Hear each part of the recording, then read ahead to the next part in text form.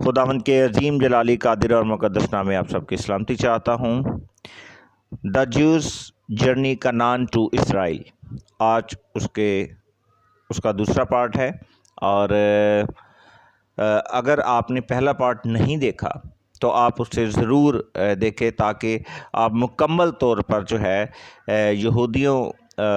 کا وہ سفر جو ہمیں کنعان سے شروع ہو کر آج اسرائیل کے ملک کے طور پر نظر آتا ہے، آپ اس کے متعلق جان سکیں۔ تو آئیں ہم آغاز کرتے ہیں۔ میرے عزیزو، پھر جب ہم بیزنٹائن امپائر کو دیکھتے ہیں، جب کانسٹنٹین نے جو ہے مسیحیت کو قبول کیا اور اسرائیل کی حالت جو ہے وہ پہلے سے زیادہ جو ہے وہ مشکل میں آئی اور ان پر بہت زیادہ ظلم ڈھائے جانے لگے۔ پھر اس کے بعد 638 اے ڈی کے اندر 638 اے ڈی کے اندر جو ہے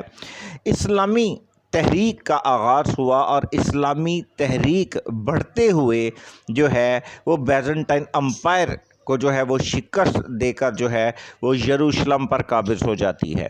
اور عرب جو ہے وہ مکمل طور پر جو ہے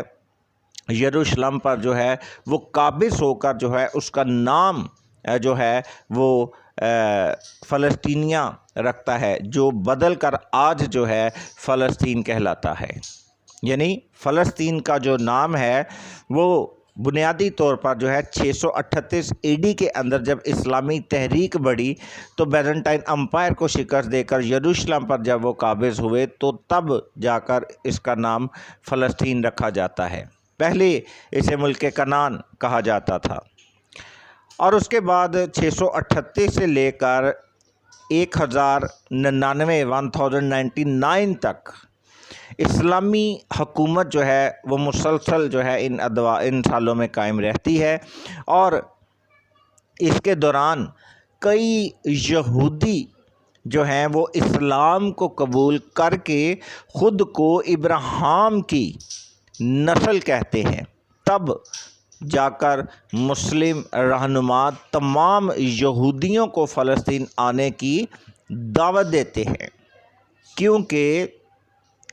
500 سالوں تک بھٹکتے رہنے کی وجہ سے جو یہودی ہیں وہ امریکہ اور یورپ اور وسط ایشیا اور افریقہ کے کئی ممالک میں بس گئے تھے، مگر وہ واپس فلسطین لوٹے۔ اس طرح 638 سے لے کر 1099 اے ڈی تک جو ہے یہودی فلسطین میں جو ہے وہ بہتر طور پر جو ہے وہ زندگی بسر کرتے رہے، مگر